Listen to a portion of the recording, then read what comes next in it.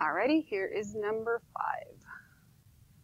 So can't do anything with the numerator, but I need to factor the denominator. So this is going to become x minus 3 times x plus 2. And then clearly I don't have any holes because there's nothing that could possibly cancel out here. So that is none.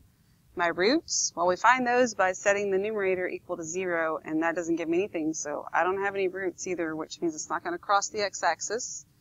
Vertical asymptotes, I do have 2 of those, so x equals negative 2, x equals 3. Tangency and togetherness, nope, that's not happening there, so there's none. Horizontal asymptote, well, it is bottom heavy, so if it is bottom heavy, that means it is y equals 0. And if I have a horizontal one, I'm not going to have a slant one. My y-intercept, set all of my x is equal to 0, so it's going to give me 6 over negative 6. That's negative 1. 0, negative 1. Alrighty, so on my number line, put my roots that I don't have, so they don't go on there. Then I'm at negative 2 and 3. So if I plug in a negative 3, the numerator clearly is positive no matter what. And then a negative 3 would give me negative times negative, so overall that is positive. And here I can pick a 0, so that's going to give me positive, negative, positive. So overall that is negative. And then for this part, if I pick 4, it's going to give me positive, positive, positive, overall positive. On my graph, I'm going to, so I would say again, would be a good idea for you, instead of just watching me do it, to pause this and try and get the graph on there yourself, see how far you can get confidently. So I'm going to put in my negative 2. And my 3.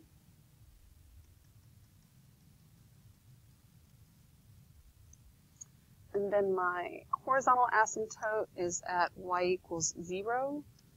Oops, I'll change the color. Another reason why I'm using the highlighter part so you can see it. I know sometimes when y'all draw those in, you can't see it because the axis is so thick and dark. Okay, then I plot my points that I have, which I don't have an x-intercept, doesn't work like that, but I do have a y-intercept, 0, negative 1.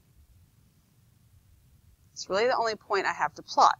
So, I know there's something going on this side of the vertical asymptote, and there's something going on this side of this vertical asymptote, and something in between. This is the only point I got to plot. So let's first just think about what's happening between negative 2 and a positive 3. The whole thing is negative. Okay? Since the whole thing is negative, that means it has to come, I'm not going up this way. Even if I was to cross the asymptote, I know from this that it's going to stay negative. So in this part anyway, it would not be crossing that asymptote. So I would have to come up, go through this, and then come back down. And just because it's the y-intercept doesn't necessarily mean that it is the maximum. Could be, maybe not be. This thing could be lopsided. Mine looks all kinds of lopsided and weird. But that's the general idea of what would have to be happening. I did not have any tangency or togetherness, which means what I know on either side of these is that since this is going to negative infinity here, I'd have to be coming from positive infinity. I'm going to make this shorter than I did in class because when I made it longer, I was clearly way off. Same thing here. This is going from negative or down to negative infinity, so I have to be coming from up here, which means over here it's got to be looking like this, right? So as far as the general shape goes, it should look like this and like this. I personally would feel a little bit better if I had like at least one point in there. So if I pick something easy, see, I go to negative 2, so I can pick negative 3. And when I plug in my negative 3, that would give me 6 over negative 3 minus 3 times negative 3 plus 2. So that's really 6 over negative 6 times a negative 1. It's really just 6 over 6 in the end, so it's negative 3, 1. 4, when I plug in 4, that's going to give me 4 minus 3, and 4 plus 2. So that's 6 over 6, which is just 1. So I can go here to negative 3, 1, and to 4, 1, and finish off my shape here. It's going to come down. Oh, it doesn't go back up, but that's why I need a pencil. Or I needed to do this one right here a little bit better. It's going to come up.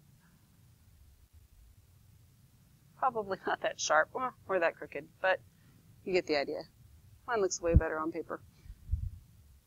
So the things that you check when you're done, right, is that we're not crossing the vertical asymptote, that these have to be going in opposite directions, okay, because we don't have any togetherness. And I know that this part is negative from this. That's why this is important and why it tells you stuff. And that's how you know things should look opposite of what they look like. And I know that when y'all walk out of here, even though I'm not letting you use calculators, I know y'all are using them, okay? I'm not saying that it's okay, but if you are, use it to check yourself. Don't use it to do it for you, because if you're doing that, you will not be able to do these on your own. You won't understand it. It's not exactly the same. But if you're questioning yourself, do it first, then look. Do it in pencil so you can erase it. And then once you look, if it's different, make sure you understand why so that you can learn from that. Okay, use it as a learning tool, not as a crutch.